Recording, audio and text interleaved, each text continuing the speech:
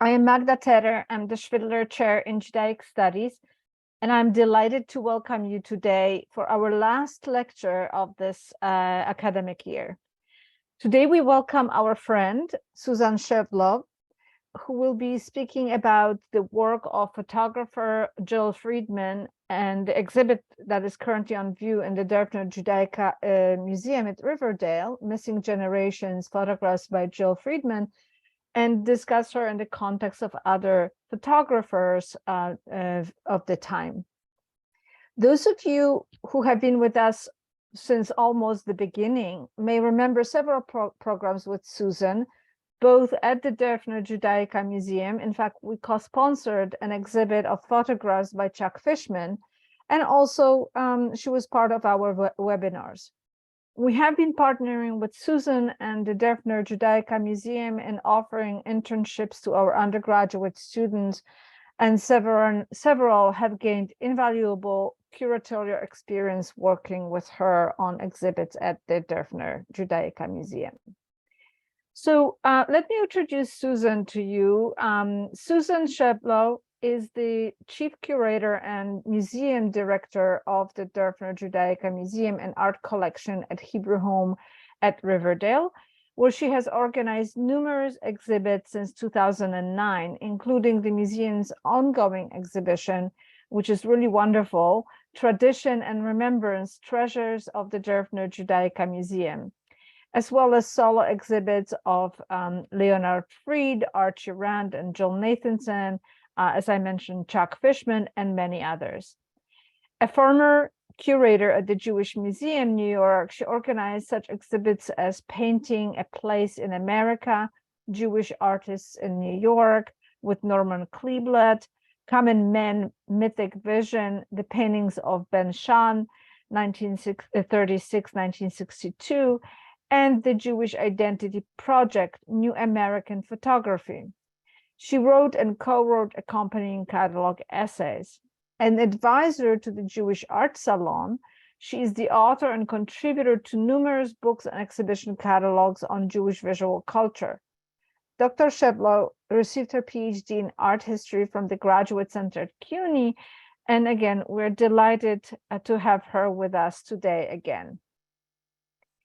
Since it is our last event this semester, before I turn the screen over to Susan, I would like to offer my gratitude to so many people who make our programs possible.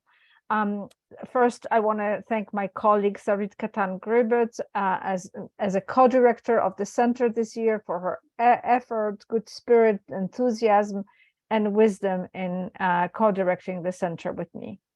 Siobhan Verletza for working hard behind the scenes to make sure that everything that needs to be done for the events to take place is done. I want to also thank Fordham events team, especially Liz Davis and Rosario Gill for their help. And I'm grateful to all of you for joining us over the year for our events, especially those of you who attend regularly, and I know so many of you do. This year we hosted almost 40 public events and student faculty workshops, including webinars, talks, panel discussions, walks, walking tours and exhibits, with over 2,400 attending online, and that's not including today, from at least 21 countries and on all 6 inhabited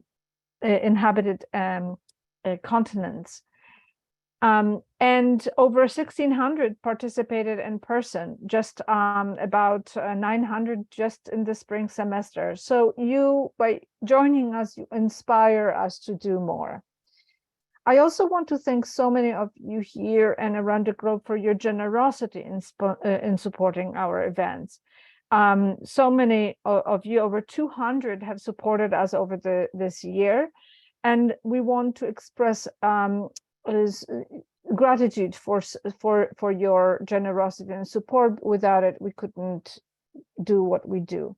I'm particularly grateful to Fordham trustees, Henry Miller, Eileen Sadler, Dario Weidheim, and also the Knapp Family Foundation and Charlie Knapp, the Pickett Family Foundation, Eugene Schwidler, Bruce Tarrakin, the members of Advisory Council, especially Ed Geffner, Han Goldstein, Laura Hoffman, Bradley Spieger, and Hadassah Weiner for their support and advice.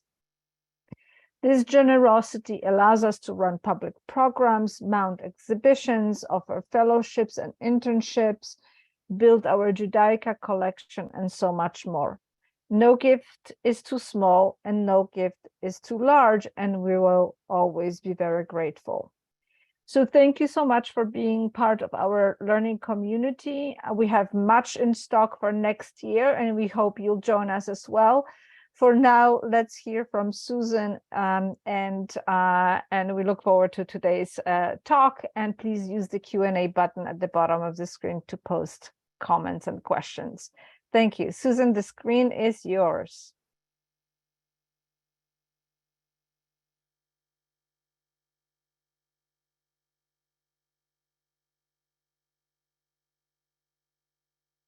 You're muted.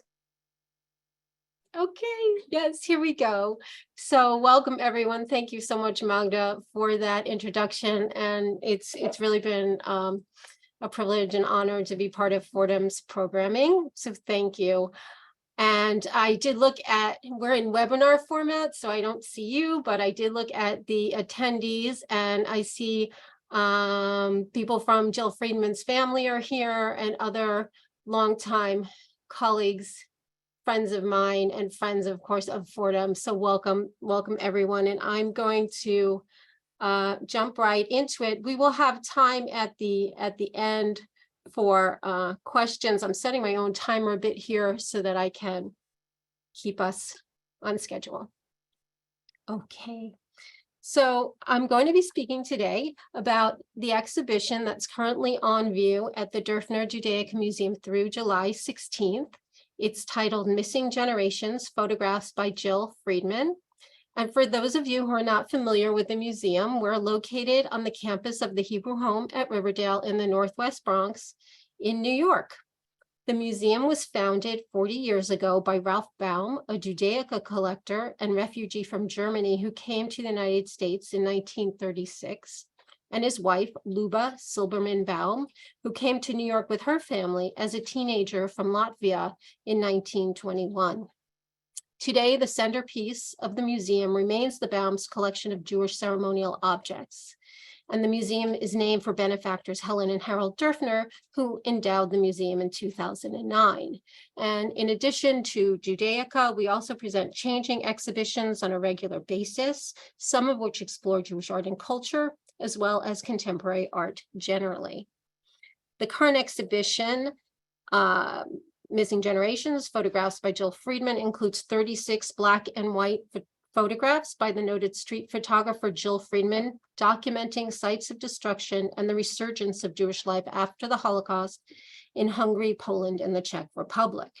Not previously exhibited, the images capture the milestone events that took place beginning with commemorations of the 50th anniversary of the Warsaw Ghetto Uprising, including the return of many survivors for observances in Warsaw and at Auschwitz beginning in 1993 and continuing on through 1994 and really through the next year as well. So I'm going to begin by giving a brief overview of Jill's background and her work before discussing her project. And then I'll talk about the project itself, including the different contexts in which her photographs appeared. And I'm going to conclude by showing some examples of works by 4 other photographers: Chuck Fishman, Edward Sirota, Eric Hartman, and Judith Glickman-Lauder, who were also photographing at some of the same sites and in the same community as Freedman, somewhat earlier and also around the same time, as well as a bit later.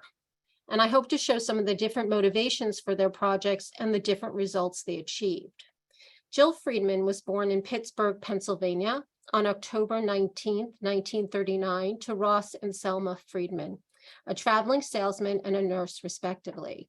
She grew up in the Squirrel Hill neighborhood and majored in sociology at the University of Pittsburgh. When she graduated in 1961, she went to Israel and lived and worked on a kibbutz. then as a singer in Jerusalem before moving on to Paris and London. She returned to the United States and settled in New York City in 1964. Freedman worked as a copywriter and photo researcher. In 1966, she borrowed a friend's camera and was instantly smitten. She was self-taught and best known for her street and documentary photographs, recalling the work of André Cortège, W. Eugene Smith, Dorothea Lange, and Henri Cartier-Bresson. Freedman's lifelong commitment to using her camera in the fight for social justice began early. Devastated by the assassination of Martin Luther King Jr. on April 4th, 1968, that June, Freedman joined the Poor People's Campaign march to Washington, D.C., and documented the encampment, which you see here, called Resurrection City, that was set up by the demonstrators on the National Mall. Some of her images appeared in Life magazine and were her first to be published. Here are just a couple more from that project taken on the mall. This one of demonstrators, and this one with police juxtaposed with a group of demonstrators. She also published a book of these images in 1970, and it was entitled Old News, Resurrection City, and it was the first of 7 books she completed during her lifetime. This is a photograph from 1972 that she called Love Kills, taken in New York. In 1971, Freedman helped to found Soho Photo Gallery in a loft on Prince Street and West Broadway, along with other photographers, and she showed there in 1972 and 1974. These photographs, this is Love Kills, as I said, and this one from New Orleans in 1973, are 2 of her iconic images from this period. In 1975, she traveled with the Clyde Beatty Cole Brothers Circus, and drawn to the outsider performers and circus people, she photographed different circuses throughout her career. 2 other projects produced her perhaps best known books. The first is Firehouse. This is from Firehouse, called 5 Alarm Fire from 1976. And this was the result of the images she produced between 1975 and 1977 when she lived among firefighters in the South Bronx and Harlem covering their work. This is another image from that project. And the next project that she did was with New York City police officers from 2 Manhattan precincts, which led to the publication of Street Cops in 1981. And Jill published 3 additional books in her lifetime. 2 were on Ireland. This is an image from one of those books. They were called Time That Was, Irish Moments in 1987, and Ireland Ever in 2004. And in 1993, she published a book called Jill's Dogs. And in addition to planning a book of her missing generations photographs, Freedman planned 2 additional photography books that were left unfinished at the time of her death. These were titled Mad Hatton and Patriot Acts. And here's another image of Jill. Jill Freedman lived in the Village on Sullivan Street in New York City for many years after her arrival in New York. But after she was diagnosed with breast cancer in 1988 and her rent tripled in the early 1990s, she moved to Miami Beach, Florida, where she lived for more than a decade. She returned to New York around 2003 and lived on the Upper West Side until her death from complications of cancer on October 9th, 2019. And here Jill's photographed in a Jewish cemetery in Poland in 1993 when she started work on the project that we currently have on view. So soon after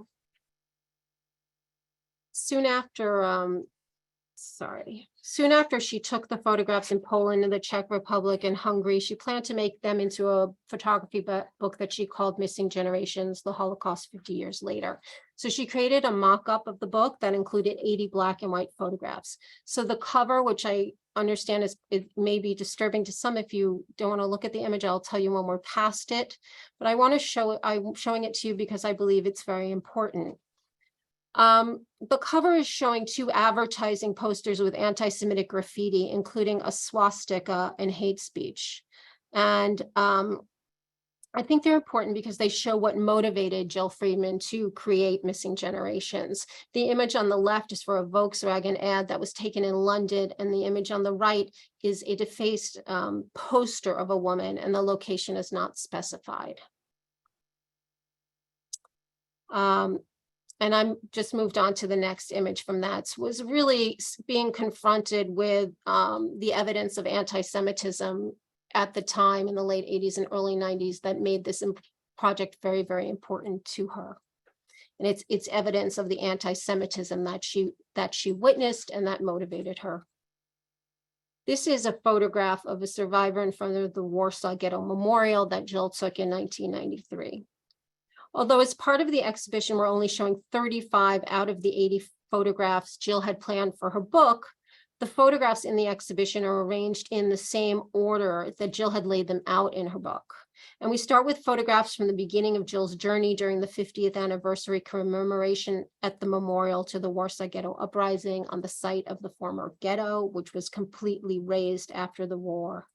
And we have labels up accompanying the photos, and these include shortened versions of some of the text that she had planned in her book mock-up, because some of the texts are very long. So we've shortened them where we can and put them up next to the photographs. Jill understood that persecution, suppression of individual rights and freedoms, racism, segregation, hatred of the other, and fascist policies led to the murder of a people, the murder of Jews during the Nazi era. And while we've seen that she was already concerned with issues of social justice, she wanted to expose the particular history of the Holocaust because she thought doing so would save people, because she didn't want what happened to Jews during the Holocaust to happen to anyone, especially Jews, ever again. So in her writings, which are included in her book, she pointed out that only one country, Denmark, and isolated individuals had come to the aid of Jews during the Holocaust.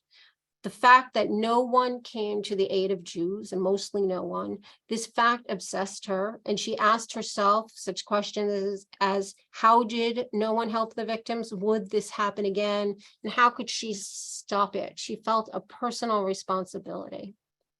Jill also realized while doing this project 30 years ago that the firsthand witnesses to the horrific events of the Holocaust would soon be gone. So it was important to her to document their stories. Because of the work that she did, these stories have been preserved to be passed on as testimony and warning. And as Jill wrote, knowledge of the Holocaust, which she learned about as a child through graphic photographs in old Life magazines that she found in her parents' attic, shaped her future as a photographer. And she was about 9 years old when she came across these magazines. And they were photographs from the post-war period in Europe, the liberation of camps, what would have become very iconic and famous images. And so she wrote that she, quote, stared at those pictures and grieved until, end quote, her, quote, parents discovered it and burned the magazines. So once they had seen that she was looking at the photographs, they burned the magazines. But she recalled, this is another quote, but it was too late. Years later, when I picked up a camera, it was those pictures I saw in dreams. Knowledge of the Holocaust has shaped my feelings, the way I see things. It remains a point of reference, end quote. So after returning from that first trip, in the spring of 1993, Jill decided to go back the following year to document the ongoing commemorations that would continue up until the 50th anniversary of the liberation of Auschwitz and the end of the war. And she received a grant from the Alicia Patterson Foundation to fund the project. And as part of that fellowship requirement, she submitted and had published 4 photo essays in the foundation's journal, the APF Reporter. And we are also showing those volumes in our exhibition. The application that Jill did to the foundation has been preserved in the Jill Freedman archives, which I should also say lent us the photographs for this exhibition. And we're very grateful. I'm very grateful to have been working with the family in order to put this together. So in that application, she wrote, this is an extended quote, "This April was the 50th anniversary of the Warsaw Ghetto Uprising. And as soon as I realized it, I had to go. If I had to swim there, I was going. Maybe I could mourn the dead, honor them, let some of it go. I had to try. So I went to Warsaw, Treblinka, Majdanek, Auschwitz-Birkenau, not just as a camera, but as a real person with a real passion. I didn't fully know why I was there, but I photographed survivors, their children, old soldiers and witnesses, and pilgrims like me. I had to be there. And when I finally looked at my pictures, I saw that I had the beginning of something, for I see old things happening again. And I think that gives us a lot of insight to her working process, how she thought about this project, and again, what motivated her. So she was also very concerned that in their own lifetimes, she wrote about this, survivors were hearing the term ethnic cleansing. They were also hearing conspiracy theories that Jews were, quote, plotting to take over the world, and the statistic that nearly 1/3 of Americans polled at the time believed the Holocaust never happened. So that's what she felt she was combating and taking on. And this is another photograph, Jewish Cemetery, Warsaw, 2 survivors return 50 years later, is her title, 1993.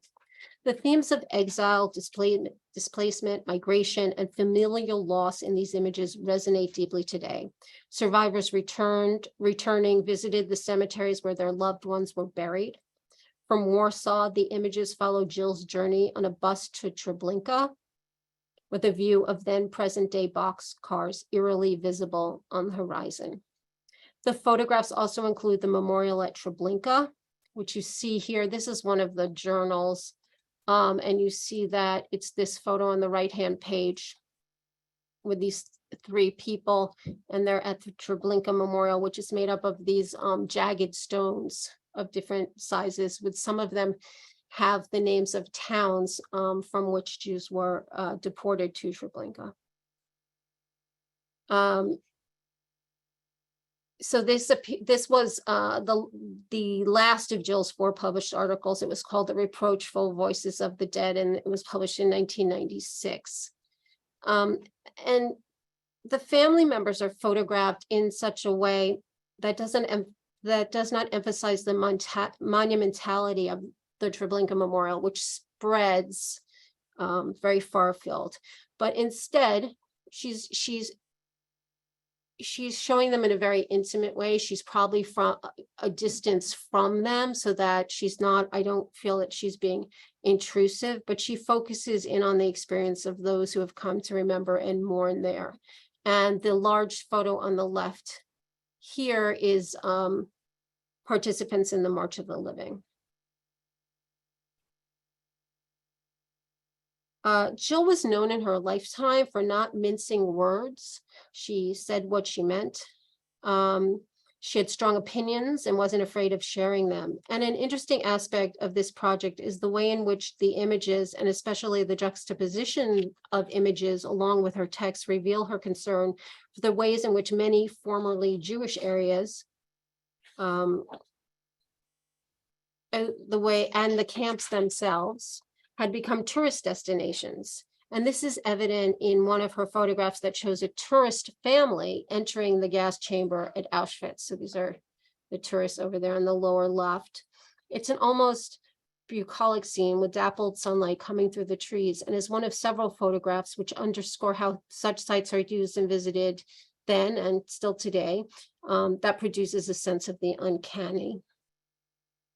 While Freedman's photographs cannot document the actual crimes that took place, she communicates the horrors through extended captions that draw from the writings of historians of the Holocaust like Martin Gilbert and survivors, including Simon Wiesenthal, as well as poets Dan Padgett, Nellie Sachs, and Tadeusz Borowski, and others whose perished but whose diaries survive, like Emanuel Ringelblum, the Polish historian, social worker, and politician who is remembered for the archive he created in the Warsaw Ghetto. So she takes texts from then that she's read about and researched, and she included them in her book mock-up adjacent to her photographs. Her images bring the abstraction and enormity of the Shoah to a level that is knowable, if not fully comprehensible. She made personal connections to this history, explaining in one caption Quote, when I was a child, I used to wonder what distant family I had lost, names I would never know, old countries I would never visit. At the Auschwitz Museum, she found a suitcase labeled with the name Freedman on it, her own name, though the spelling was different. And obviously a very chilling moment, bringing the possibility even closer that, as she had written, if her grandparents had not come to America, she too may have been a victim, one of the 1.5 million Jewish children who perished. Several photographs depict empty and desolate interior spaces haunted by past inhabitants and landscapes of barracks, barbed wire, fences, and guard towers under cloudy skies. Freedman's narrative and visual juxtapositions reinforced her storytelling. This example shows the crematorium at Majdanek, where mourners have lit yahrzeit candles. This one here on the left. And the other photograph is of the cemetery wall at the Remu Synagogue in Krakow. It is made up of reclaimed headstones that the Germans had desecrated to make roads during the war. And here's how the two photographs appeared on the page of her book mock-up. And Freedman included the stark fact that 840,000 people were murdered in the camp in her caption, the number that would have been available at the time, although it is actually not an accurate number. Several photographs tell the extended story of Roman Ferber's return visit to Auschwitz-Birkenau for the first time in 50 years, and we've included 2 in the exhibition. The Krakow-born Ferber is remembered as one of the youngest Schindler Jews. Despite being protected for a time, he was deported to Auschwitz from Brünlitz at the age of 11 and was liberated in 1945. In one image, Ferber, who died in 2016, climbs onto a shelf where 10 or more inmates slept in the barracks at Birkenau. About her encounter with Ferber, Jill wrote, "It was strange seeing him show his arms as identification in the records room at Auschwitz. Were you here?" the woman asked, and he held out his arm, once again a number, not a name. And Freedman goes on to describe how Ferber, as a young boy on his own at Auschwitz, was able to survive by his wits and luck. From these sites, Freedman moves on in her narrative to Prague. She pays particular attention to the ways in which the formerly Jewish areas have become tourist attractions. The photographs are also included in the second essay she contributed to the APF reporter titled Traces of the Past. These are a group of tourists peering into the Altneuschule. In the caption for her photograph of a restaurant in Prague, which is down here, with a cigarette advertisement on its outdoor table umbrellas and the incorporation of a Star of David and silhouette of a synagogue in its signage. I can just go back to this one here. Freedman doesn't shy away from pointing out that, quote, the restaurant has nothing to do with the Jewish community. So for Freedman, she saw this kind of tourist economy as exploiting the Jews who had lived there and who had died. Freedman's next photographs focus on communities reborn, of life continuing, including one of a young couple and their wedding guests outside the Altneuschule in Prague. And this image appeared on the cover of the APF reporter in 1995 with her first article, Judenrein. And in a sense, and here it is in the magazine, you see the title of the article here. So in a sense, the wedding photograph is an ironic contradiction of the title, which is a term that Nazis used to describe towns and cities that were, quote unquote, cleansed of Jews during the final solution. The wedding signifies that Jews are living, marrying, and creating new families despite their near total annihilation. And Jill planned to use the same photo in her book. This is the mock-up, and there she juxtaposed it with a view of tourists visiting the very crowded old Jewish cemetery in Prague, which is seen on the left-hand side. Among the other images included in the book mock-up are several focusing on the communal revitalization efforts of the then chief rabbi of Prague, Karol Sidon, and his wife, Ruth. In the image on the left, Ruth is showing her stepson, Danny, the custom of shoveling dirt into a grave during a burial. And in her book mock-up, and is exhibited in the museum, the image is juxtaposed with the one on the right, which shows non-Jewish teenagers volunteering to clean up the Jewish cemetery in Prague through an organization called the Action Reconciliation Service for Peace, which was founded by the Evangelical Church in Germany. And after speaking with the students, Jill Jill's text made clear that she doubted the organization's mission was having a real impact on the young people's understanding of the past or their attitude towards Jews, and she was highly critical of it. Interestingly, in the APF Reporter essay, she juxtaposed the photo of the student volunteers down here with an image of the Prague Jewish cemetery in disarray, noting in her caption the chilling observation that after 1939, the cemetery was the only place Jewish children were allowed to play. Another particularly unsettling juxtaposition Jill made was of these two images taken at the former Terezín camp in the Czech Republic. And on the left is a photograph of a crematoria at the camp. And on the right are two teenagers from the town of Terezín making out on a bench by a river where the ashes of the Jewish dead had been thrown during the time of the Holocaust. And they're just townspeople now in Terezín. This is the photo as it appeared in the book mock-up. And Jill also included a few images of survivors in the United States in the project. And this joyous image of resilience depicts a group of women in Boca Raton, Florida at a 50th year commemoration. And her caption is, members of South Florida Holocaust survivors dance for joy. There's great warmth and love at these survivor gatherings. And when they drink and dance to L'chaim, to life, they mean it. And she talks about how they go to school and they tell about their experience and how they're bearing witness, urging people to never forget, never again, she says.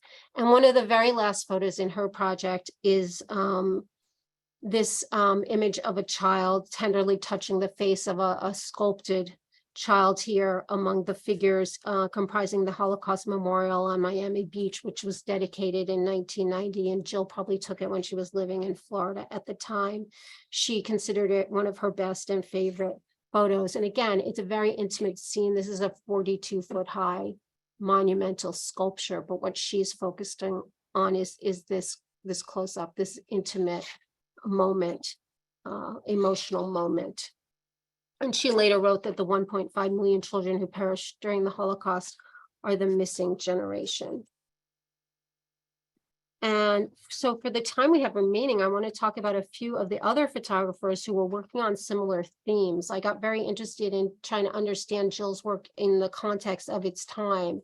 And though these other works are not included in the exhibition that we have on view, I've been interested in understanding this wider context of Jill's Missing Generations project. So I'm going to start here with a photograph by Chuck Fishman. And I think Magda was talking about him in the beginning. We had an exhibition here of Chuck Fishman's photographs co-sponsored in 2017, 2018 by co-sponsored by Fordham at the time, and Chuck spoke at Fordham shortly before that.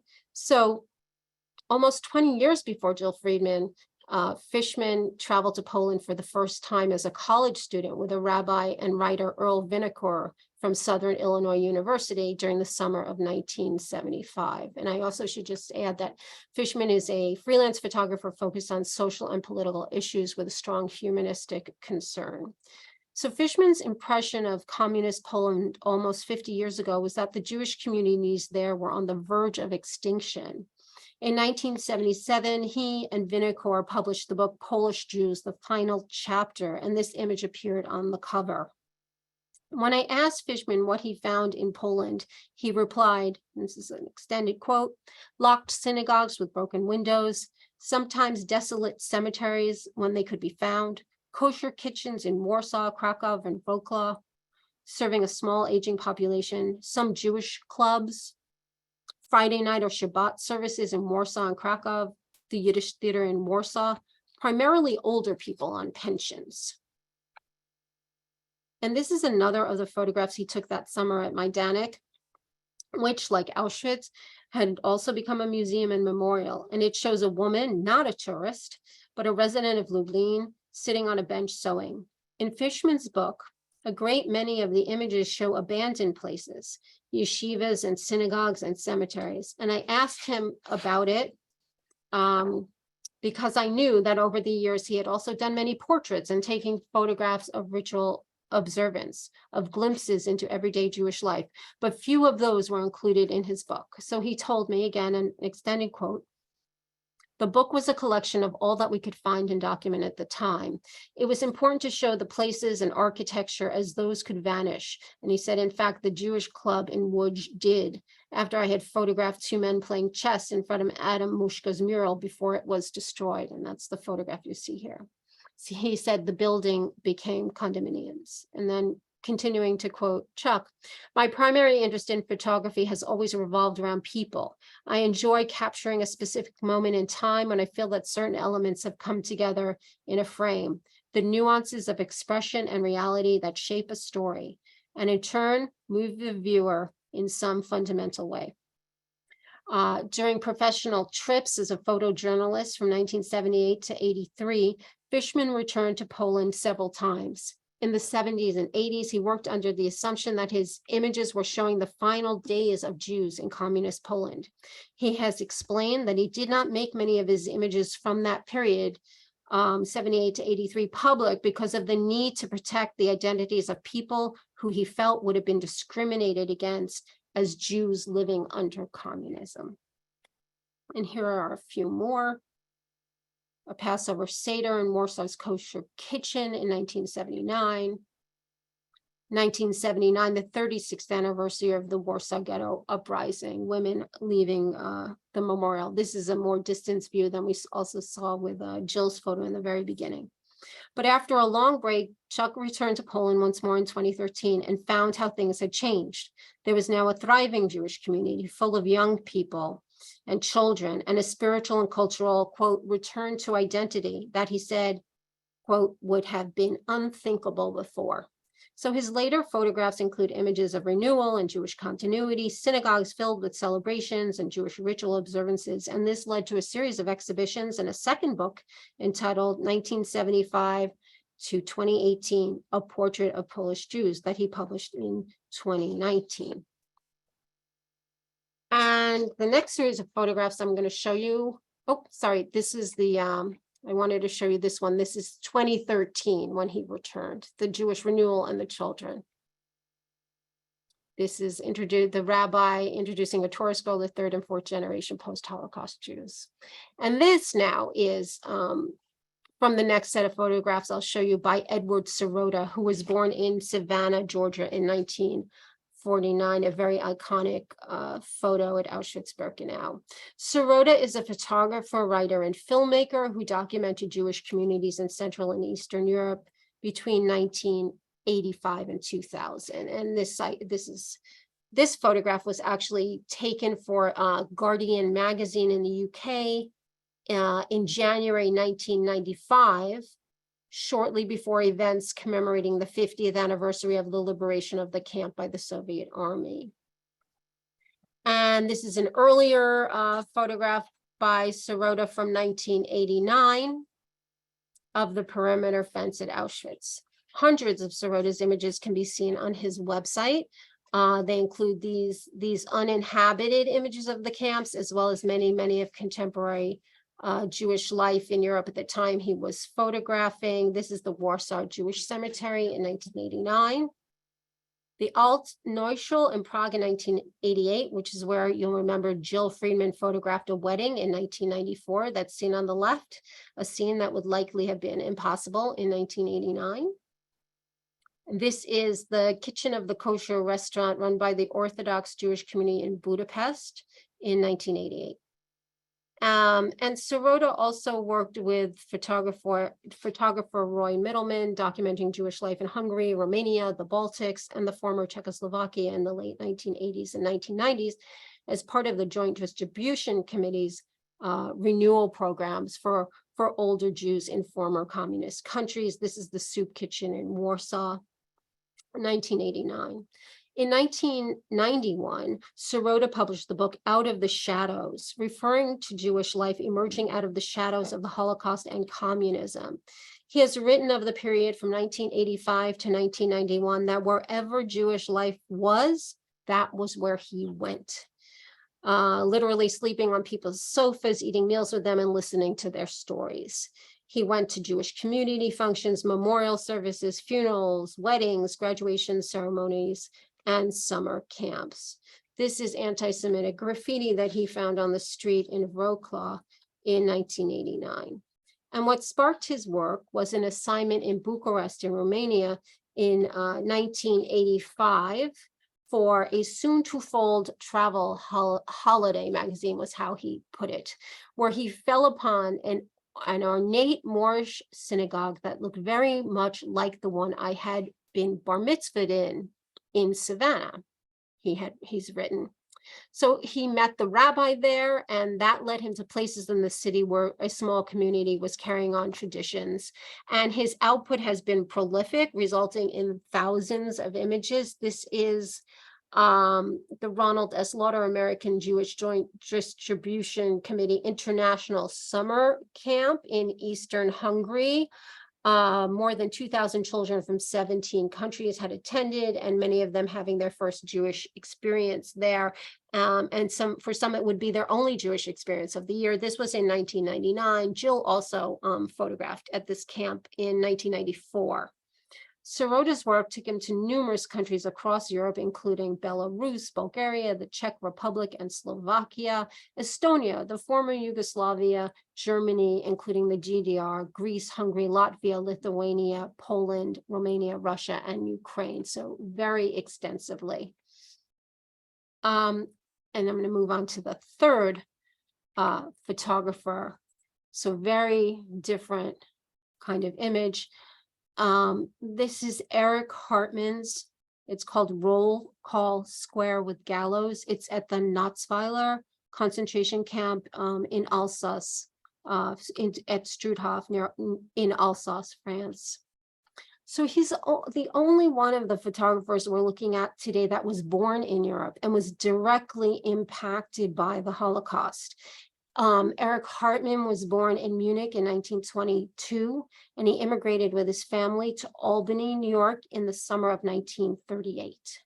He enlisted in the U.S. Army after Pearl Harbor, and after being cleared, because even as a Jew, he was considered an enemy alien, he served in Belgium and France. He was stationed in Germany after VE Day and arrived at Dachau after many of the dead had already been buried and the barracks emptied. He also served as a court interpreter at Nazi trials in Cologne before returning to the United States in 1946. This is also from Struthof, barbed wire in the camp. A professional photographer since the 1950s, his project photographing the camps began in 1994 when he was 72 years old. This is at Auschwitz-Birkenau. It's an ash pit where ashes from the 5 crematorium buildings were dumped. His images were published in his book called In the Camps in 1995.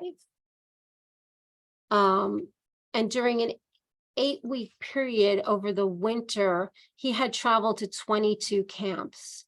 And in his book, Hartmann writes of the history of the camps, and he also includes what he describes as a personal encounter with Dachau, which was located outside Munich. So in doing this, all his childhood memories are coming up as well. So he tells how he had been in like this minor bicycle accident as a teenager, and he went to the clinic to get patched up, and he saw a prisoner there with an SS guard, and he doesn't know why they were there, but he wrote that, this is a quote, "Seeing the loss of hope, the emptiness in the prisoner's eyes, and the absolute power of his captor, the experience produced feelings of real fear and terror for the first time in his life," he wrote.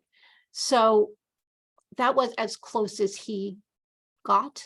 He was not interned in the camps himself. His family was able to leave, as I said, in 1938. But that fear and terror are reflected in his photographs, particularly in the frontal images shot straight on with what he described as the camera's objectivity. And he called the camera a machine without feelings of its own with which to attempt to express what I felt. This is what he calls the Gestapo courtroom in the death bunker at Auschwitz. After returning to these sites, some of which he had visited before this photography project, he wrote, quote, "Over the years and increasingly in the recent past, I came to feel a summons to return to the remains of the camps. It did not come suddenly, and it was never precise. Rather, it consisted of subtle, sometimes ambiguous, and always unexpected messages." This photograph he calls the staircase of death. This was in Mauthausen in Austria, where prisoners were forced to carry on their shoulders huge blocks of stone from the quarry up 186 steps. He went on to write, and this is a quote, and we just have a few minutes left, but this is a quote.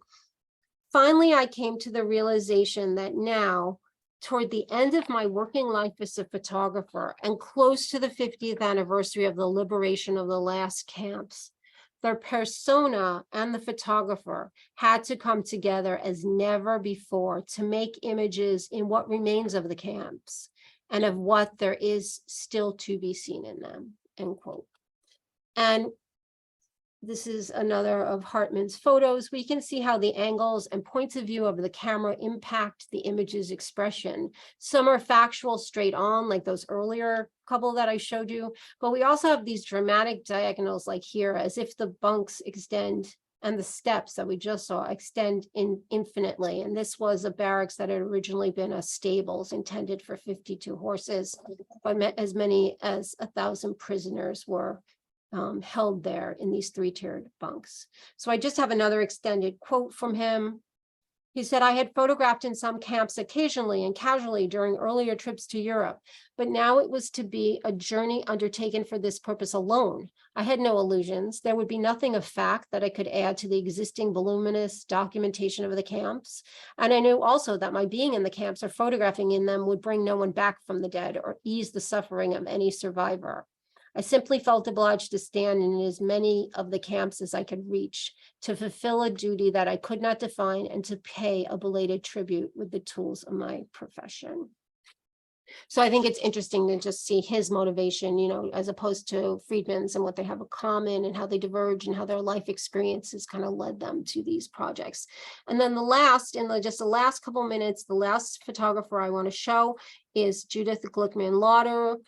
She was born in 1938, and she published the book Beyond the Shadows, the Holocaust and the Danish Exception in 2018. And this is an exterior of Auschwitz. It's an infrared gelatin silver print. So her book includes both her photographs from concentration camps and killing centers in Germany, Poland, and the former Czechoslovakia, and portraits and stories of Danish rescuers of Jews during the Holocaust.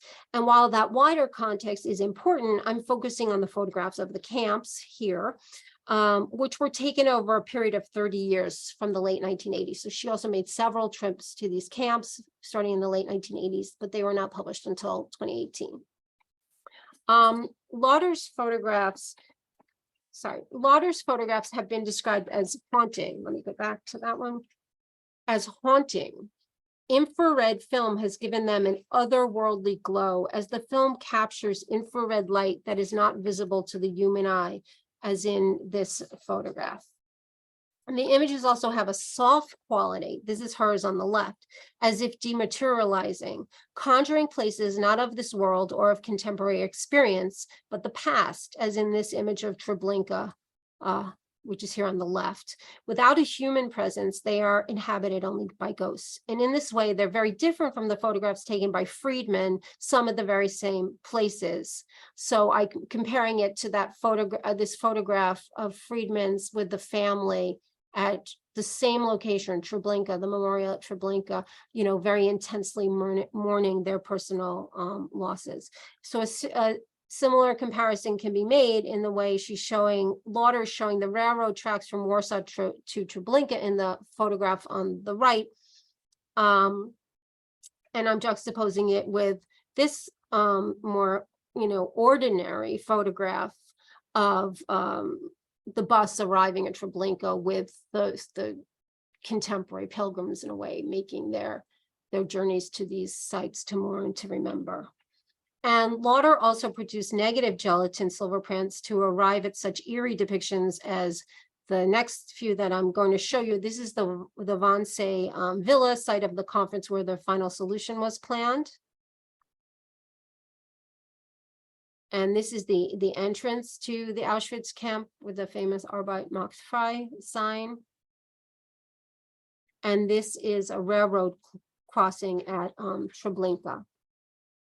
So Lauder, in terms of her own motivation, Lauder has been quoted as saying, in the late 1980s, when I first visited Warsaw and Kraków, Auschwitz and Birkenau, I could almost hear the cries and feel the presence of what had occurred before me.